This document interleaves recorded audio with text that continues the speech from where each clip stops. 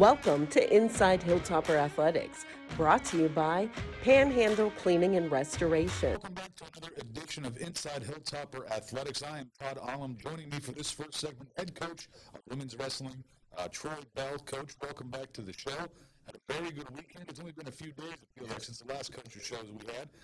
But the Bobcat Open at Frostburg State, MEC rival for this one. The Toppers fared very well in this Open. You had Isabella Kessie at 160, securing 3 falls and a decision to earn 4th place. Jamie Shapton at 207 went 2-2 with 2 falls and a 4th place finish. Grace O'Corn finished 5th. Nyla Bland at 110 finished 7th place, and also Janiyah Brogan finishing 7th in her weight class as well.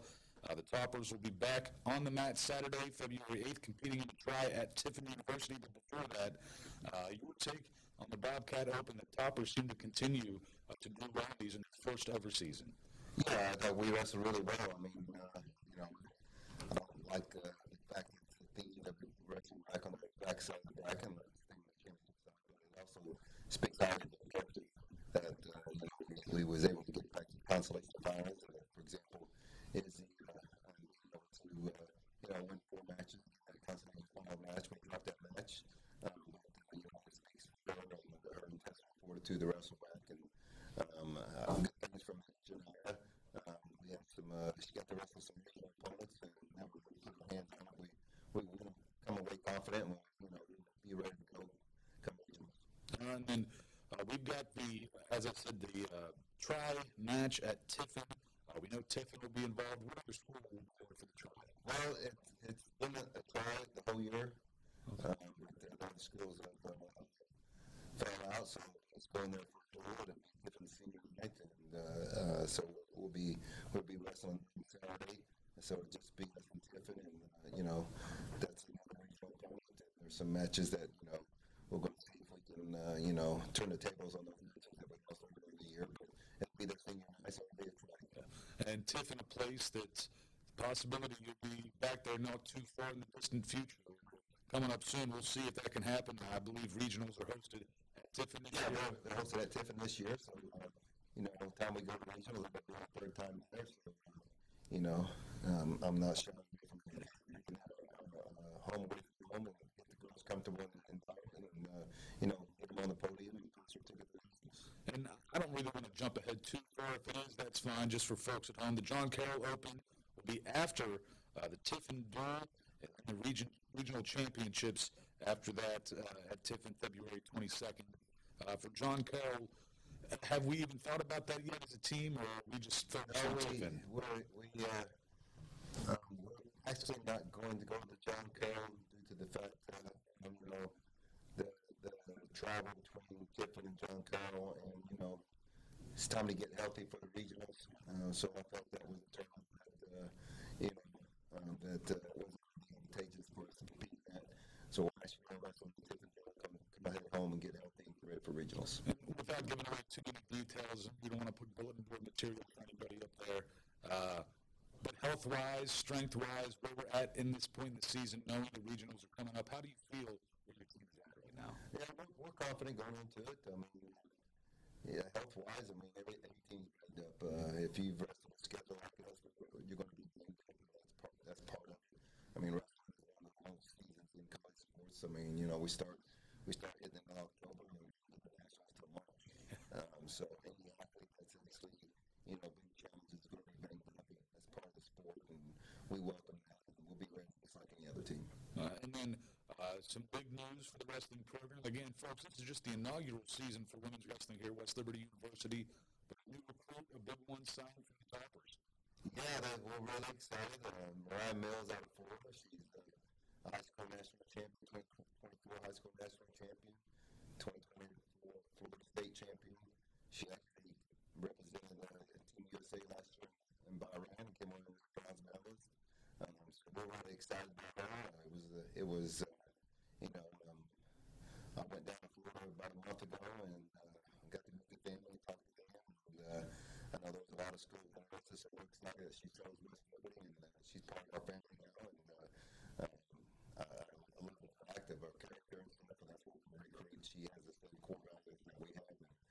So we're excited to continue that relationship in the coming years.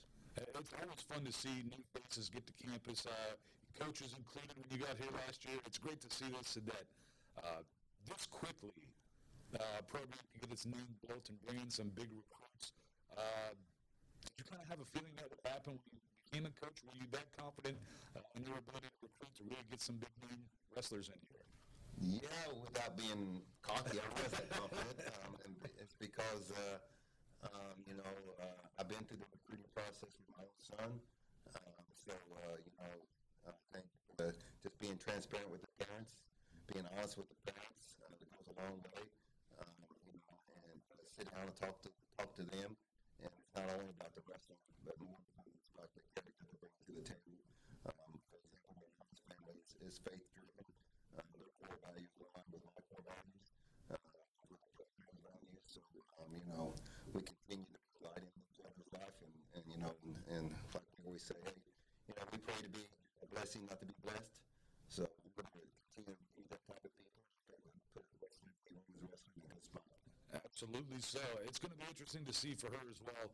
The cold weather, being from Florida, if she's ever seen snow before, I think she'll enjoy it. It'll be a new experience. And listen, snow is a lot more fun than you realize. I want you to understand that. If you're from warm weather states, I grew up with snow my whole life. It is tremendous. I love snow. Well, they actually recruit. I picked them up at the airport last week, and it was minus 6 degrees. So, then the next day we woke up and was doing the visit, it was minus 11. So I guess that was something I had to overcome. But they enjoyed the snow. We took them up to the ski resort there and took some pictures and stuff. So, they hadn't seen snow before, so it was exciting, and they're excited to be in a different environment. So we're looking forward to it. Well, we know if you have a recruiting visit like that and you still choose to go to that school, there's something about it that you love, and this is the right spot. And sure enough, it seems like for a lot of the toppers on your roster right now, that's the same decision or conclusion that they came to, that this is the correct spot for me, and it looks like it could be the correct spot for quite a few very good women's wrestlers as time moves on. Coach, thank you so much for being here with us this week. Good luck coming up in the future here for the Toppers, getting yourself healthy and ready for regionals. Good luck at Tiffin. Again, folks, this coming Saturday, February 8th, the Toppers travel to Tiffin for a duel. We'll see how things go there. We'll talk to you next week. Again, thank you for being us. Folks, stick around. We'll be right back on Inside Hilltopper Athletics.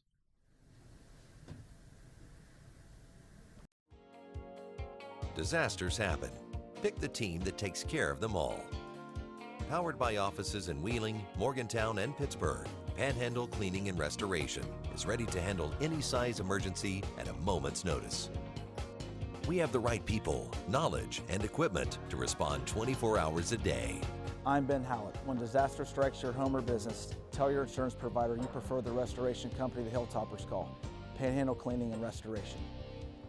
Welcome back to Inside Hilltopper Athletics. Joining me for the second segment, head coach of men's basketball, Ben Hallett. Coach, it hasn't been that long since we've spoken, just one game played since the last show.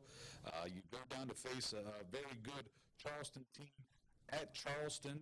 The Toppers would come out with the victory 95-81. It was a bit of a back and forth. Started out with Charleston strong, but in typical Topper fashion, came back, got the lead, and held on to it. They fought back and whatnot, but the Toppers still were able to find the lead and hold on to it. Yeah, you mentioned at the start, I was hoping you won't forget about that. But bad start, but overcame it. And midway through the first half, I thought we put our foot on the gas and really, took it to them. I thought got great shots. I thought we moved the ball really well all game.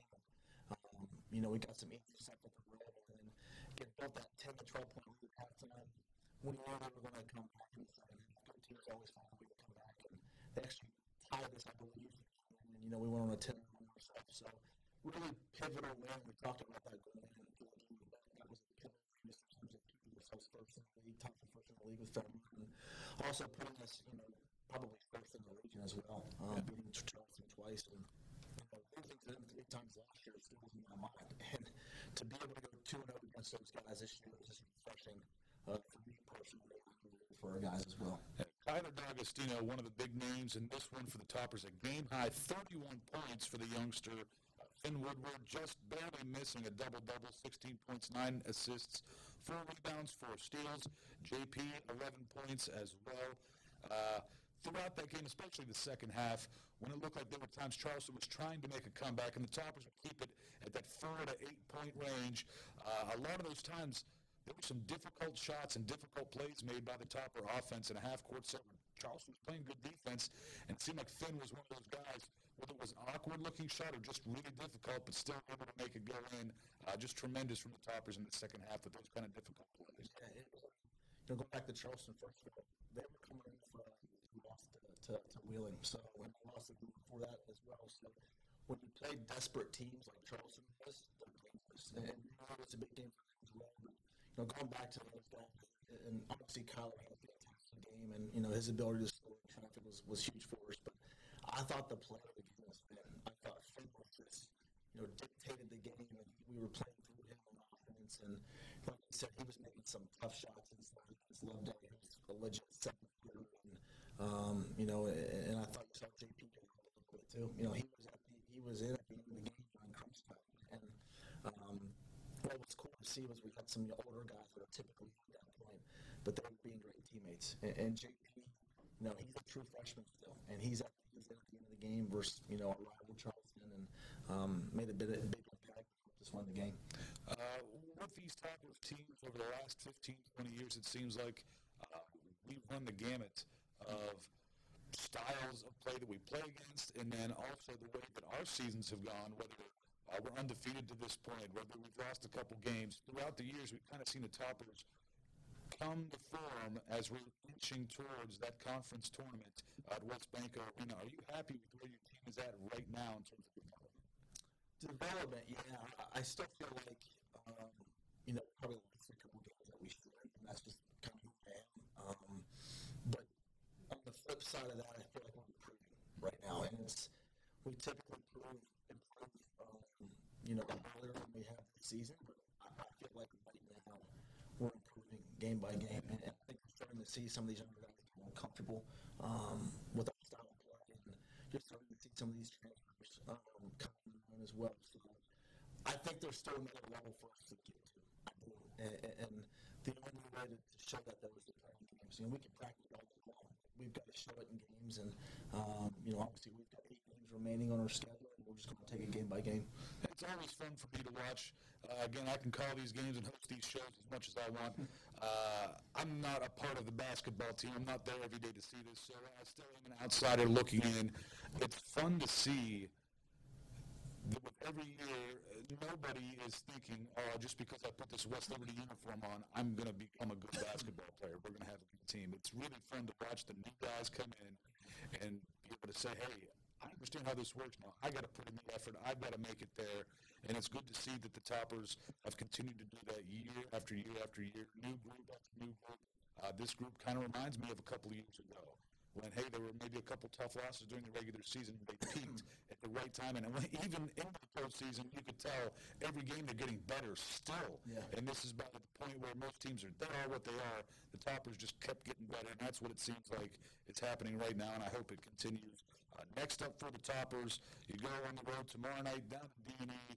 The Toppers won the last time against Davis and Elkins, 107-93. But Davis and Elkins on a 3-game win streak right now. Yeah, it's Sam Roll, who feels like he's been in the league for a decade. Unfortunately, he's out with an injury, and I wish him all the best. He's done it the right way, and I'm watching their film. He's out coaching and still being active with their team, so I think that's really great to see. And like you said, they're on a 3-game win streak, and they're playing the best basketball of the season right now. We did not play them the first time we played them, and I do think we're better now than we played them the first time. But Elkins is a tough place to play. We're going there midweek, and I'm sure we're going to have a great crowd there, and our guys are well prepared for that. We just can't drop the ball. And for us, let's just focus on ourselves. Let's just worry about ourselves. Let's get really good at what we're doing.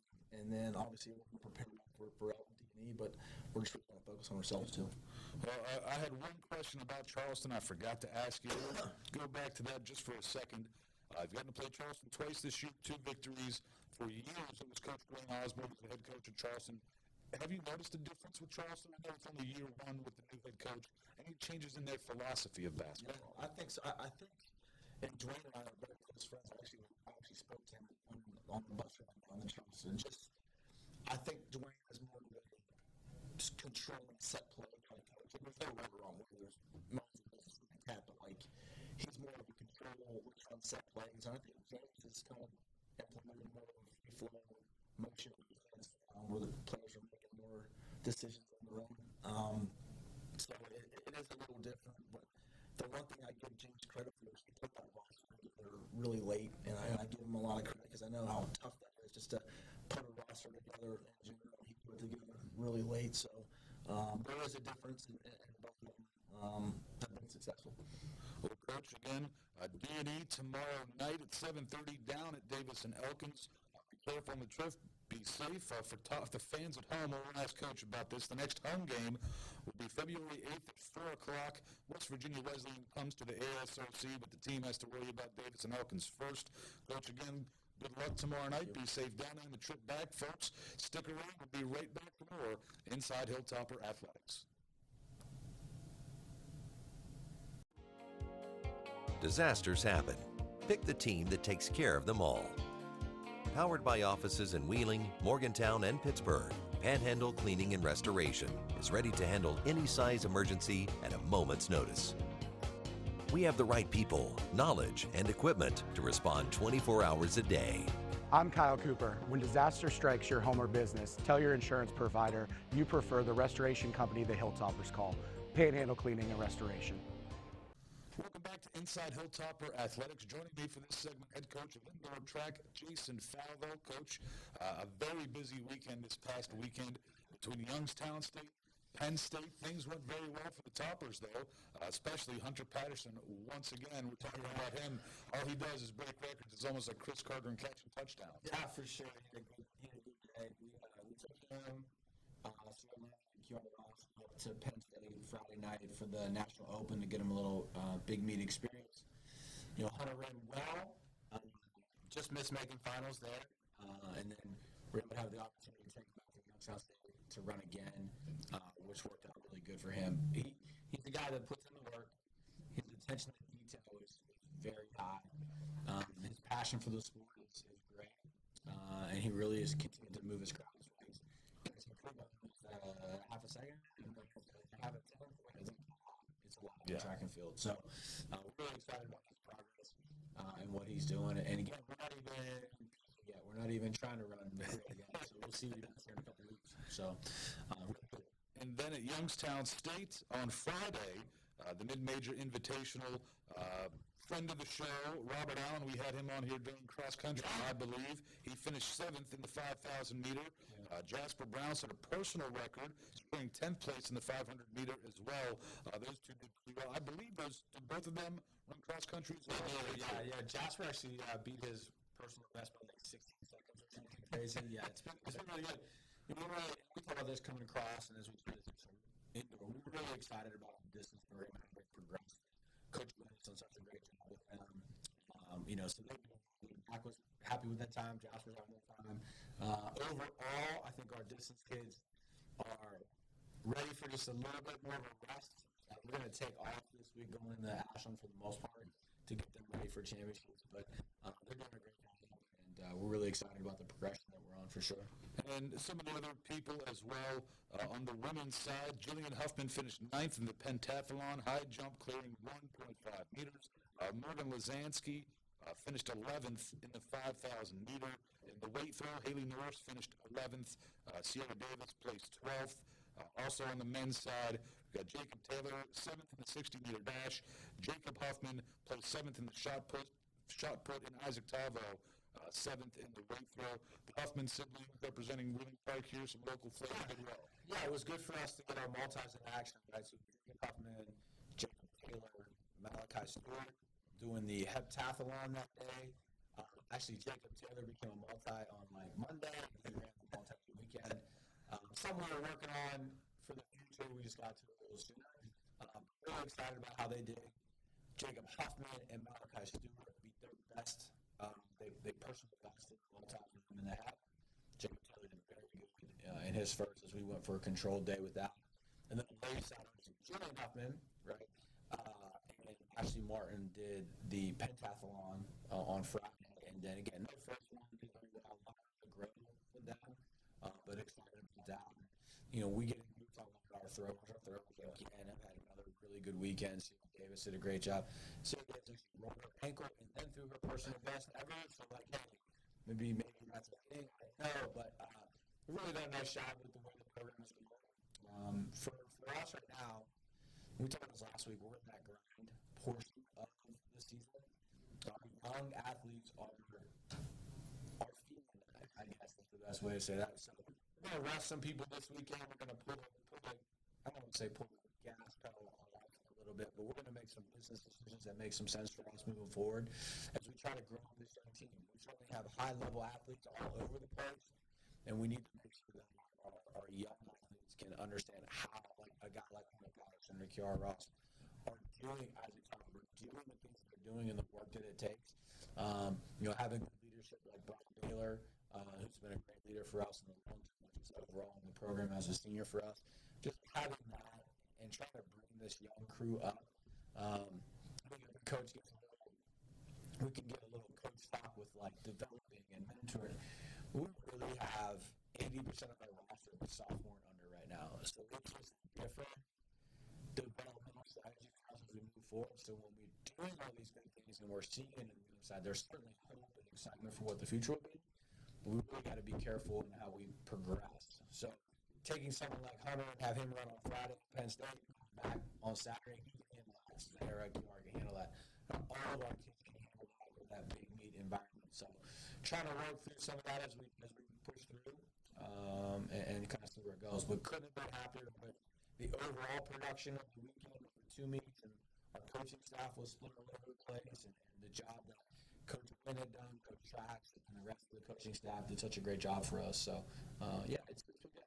I'm sleeping light, but it's good. Yeah, Hunter Patterson, as you said again, he went back to Youngstown State, set 2 new school records.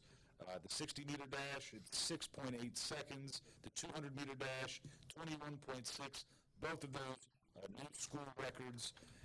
And I believe Hunter is also the NEC Track Athlete of the Week this week. So not bad. Yeah, I think Hunter and I talk about this a lot. Like we're trying to gain hundreds of seconds, right?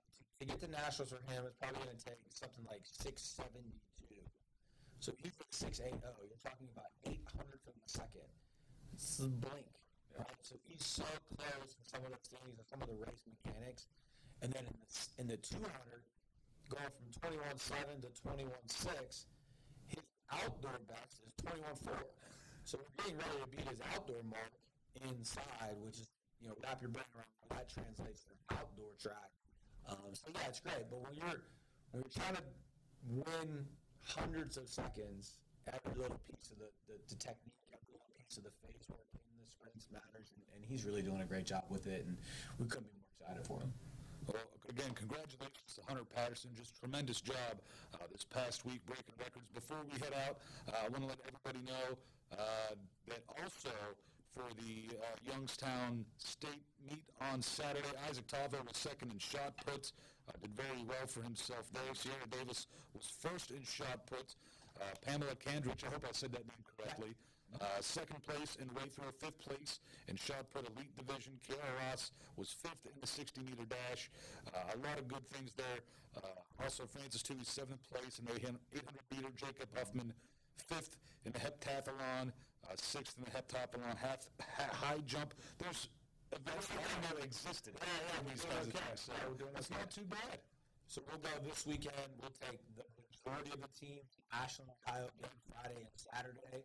And then we're going to take Tavo, Ross, Patterson, and Atlanta back to Penn State Saturday to kind of go and get another high-level meet. And then we'll go to Spire Institute and really get ready for conference. So we'll see how it goes. Absolutely so, Coach. Good luck on your travels. Be safe. Good luck to all the runners and throwers and just athletes in general for track. We got all kinds of things going on for track this season. But, folks, stick around. We'll be right back for a couple more segments on Inside Hilltopper Athletics. Disasters happen.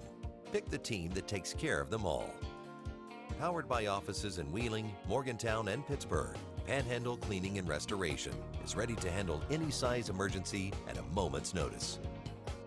We have the right people, knowledge, and equipment to respond 24 hours a day. I'm Ben Hallett. When disaster strikes your home or business, tell your insurance provider you prefer the restoration company the Hilltoppers call, Panhandle Cleaning and Restoration. Welcome back to Inside Hilltopper Athletics. Joining me for this segment, head coach of women's basketball, Kyle Cooper. Coach, welcome back to the show. We only had one game since the last time we had one of these coaching shows. The Toppers traveled all the way down to Charleston, take on a very good Charleston team. Came up just short, 70-54. In this one, the Toppers had a good second quarter, edging out UC 18-17, but trailed at halftime. Golden Eagles were able to pull away in the second half, but Bailey Smith put up 20 points, and there's still some great spots for the Toppers. Yeah, for sure. And I think it's hard because, we're not in the business of moral victories. That's not how we approach things. That's not how we want the world to approach things around our program. But it's tough on the road in our league, especially with outside of, Fairmont. It's kind of, I've heard people refer to it as a logjam, whatever you want to call it. Anybody can kind of beat anybody on any given night right now, and you cannot spot on the road a team 14 points, and that's unfortunately what we did. We just did not get out to a quick start. Unfortunately, that's plagued us a couple times here in the second semester, and we got to get that fixed. And it starts with me. I've got to be better about giving them, I guess more of some structure, more focal points, maybe mix things up, shake things up. We got to find a way, and I'm not doing all of it to get a quicker start, because you can't go on the road and play uphill, because the reality of it is the rest of the year, it's a coin flip, right? We're back and forth. We made some runs, I made some runs. Bright spots for each team, but the reality is the start kind of plagued us, and you can't do that on the road, especially, in this league against other talented teams. And the Toppers will get on the road again coming up tomorrow as you travel down to Davis and Elkins. It'll be Wednesday at 5:30 p.m. Folks, we're going to watch online. First time these two teams met back in December 7th. The Toppers won 93-60. Watching film on Davis and Elkins now that we're into February, is there much of a difference between them in December and them right now?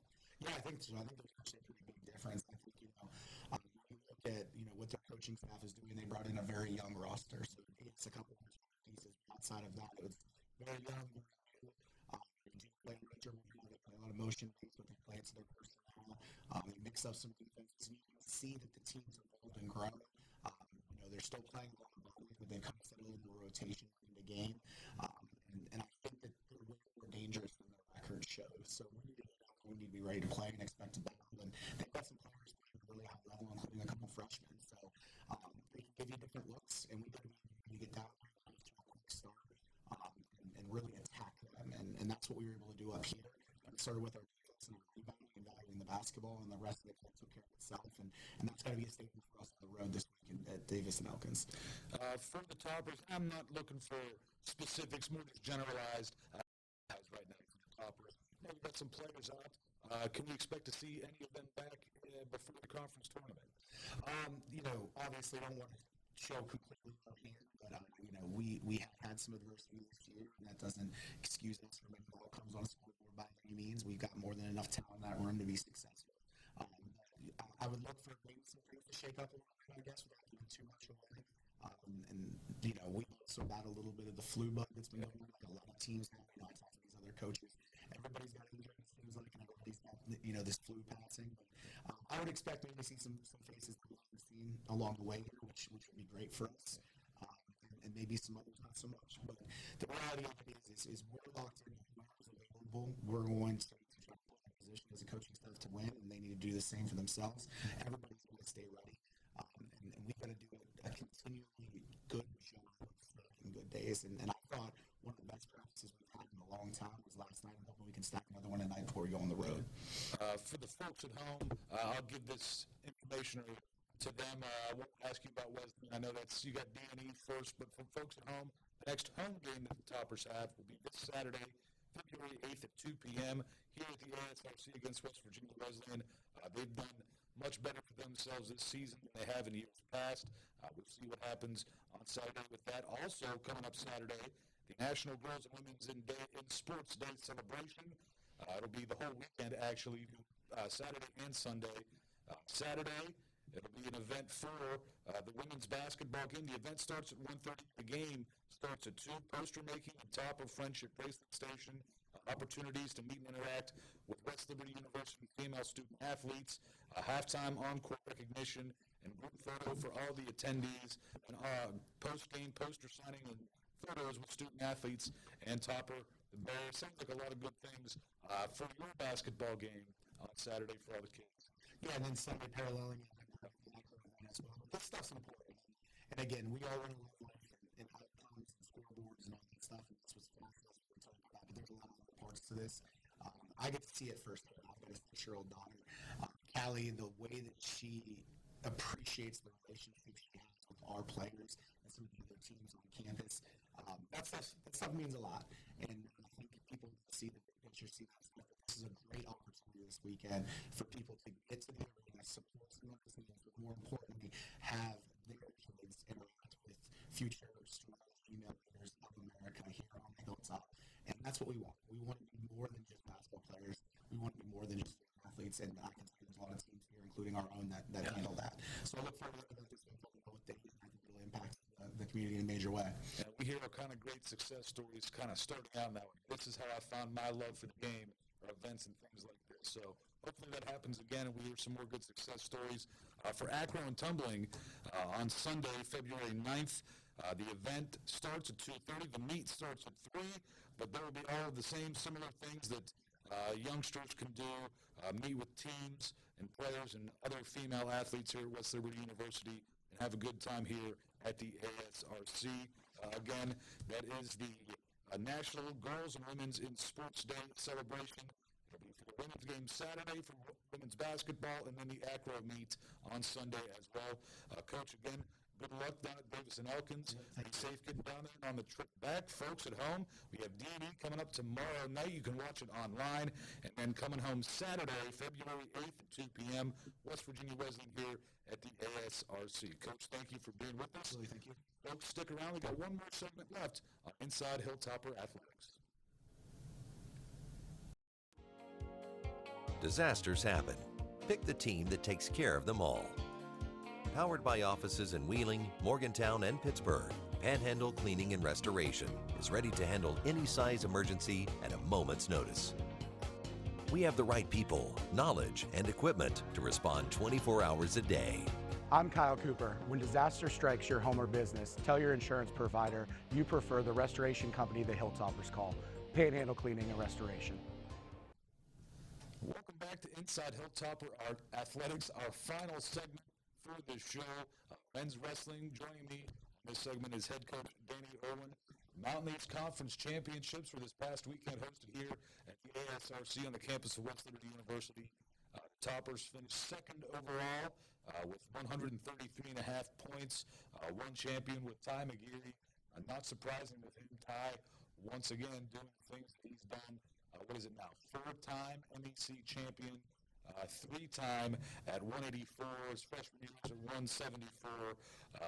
But just tremendous job for Ty and huge bright spot for West Liberty. Yeah, I mean, he wrestled well and had a really good guy in the semis. I think I wrestled the semis was Jacob All-American previously.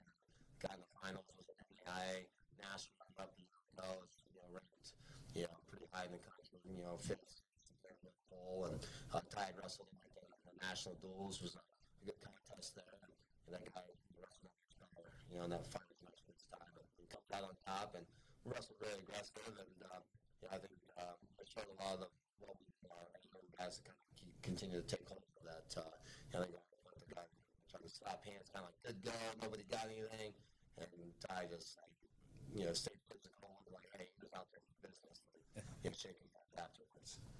And Toppers had some other good finishes as well. Several runners-up. We got Logan Davis at 125. At a runner-up, then Carter Weingartner at 174. Also Devin Bell at 197 in the heavyweight division. Parker Bentley, all runners-up. Also some honorable mention, all MEC.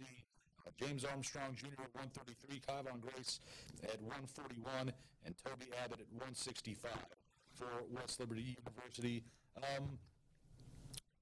I guess we could say for all really good coaches with really good programs. Sometimes what outsiders would see as a very good showing sometimes doesn't feel that way to the wrestlers, the athletes, the coaches, or some of the insiders who are kind of with the team a lot of the times.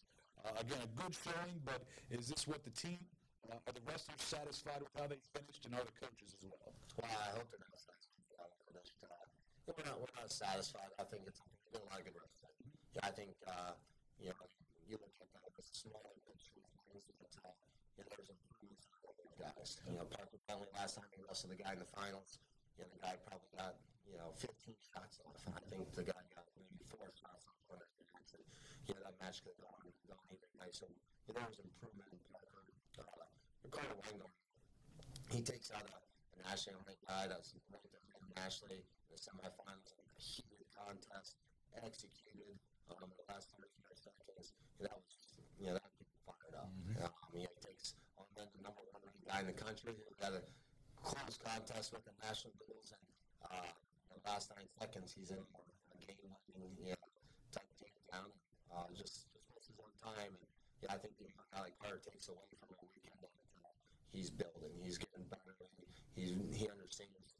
Hey, as we get to this weekend, having a guy like a Nico Tabby today, yesterday, to shore up some of that bottom game. That's probably the thing that hurt us the most. We get some right time at a number of weight classes that we could have more guys in the front row, and some more champs, and the fuels, the fire for our guys. We've had a good start between what we did yesterday and what we did this morning. Well, as that goes on, the Toppers, again, coming up this Friday and Saturday. We go to Ashland Friday and then the John Suma Invitational at Baldwin Wallace as well. So a busy weekend this weekend as well. What can the Topper Nation see or expect to see as this weekend comes forward? Double duty for our coaching staff. We travel to Ashland for the duel on Friday. From there, we're split off. Coach will come back with the group from Ashland. They work out Saturday. The rest of me, a couple of other coaches, and then Jay, who's instrumental in our success. We'll travel then to Cleveland, along the most, and for the rest of our guys to compete. And they're just top-notch competition. Ashland, last year, I think our region has 5 or 6 of the top 12 teams in the country. Yeah. And Ashland being one of them. That's good. That's going to see for us. And typically that may be earlier in the January month. But here we get the hit of coming up to the NEC. I'm excited about it. There's going to be a lot of great matches that line up. And then tournament on Saturday, and then tournament setting. Another opportunity for everyone to compete. Maybe figure out a weight class or something. It's going to be the main 100 and something pounds for us, and the regional tournament. And ultimately, it kind of brings us to that last week of our regular season. But we need to make this weekend count, and our coaches pulling double duty like we will, and the athletes being focused on, hey, I get to compete. Make sure we get a meaningful week for us overall. And we've talked about this a little bit throughout the season at different points, but now we're getting kind of towards the nitty-gritty, kind of towards the end of the season.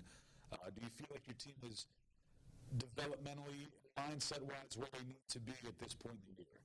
Yeah, James Armstrong's a guy that you can point to and go, well, we had a guy from Canada that's very was an All-American last year. One match he had Diallo from Frostburg State in the semis at conference. That's it's a one position goes the other way. It's a match that hey, it's better to be in a position that he's right there than to be like, oh gosh, how can we cover that ground? And ultimately, I think that's where we're at with all 10 of the guys that are starting to line up that are right there. At the end of the day, nobody wants to be right there. They want to be through the line. They want to be, envision themselves. We're just going to keep making these days count. I think a lot of the things that we played this year, they've already paid off. But ultimately, if it doesn't bring our way in the next couple opportunities, you're looking at a program, a group of guys that understands things at a deeper level that is going to allow us to dominate for years to come. Well, Coach, it looks like it's heading that way from an outsider's perspective looking in. It's looked that way for quite some time since you got to the Hilltop, to be honest with you. Again, folks at home, the Toppers back in action this weekend, Friday at Ashland and Saturday at Baldwin Wallace. Coach, be safe on the trips, safe travels back. Good luck coming up, and we'll see you next week, folks.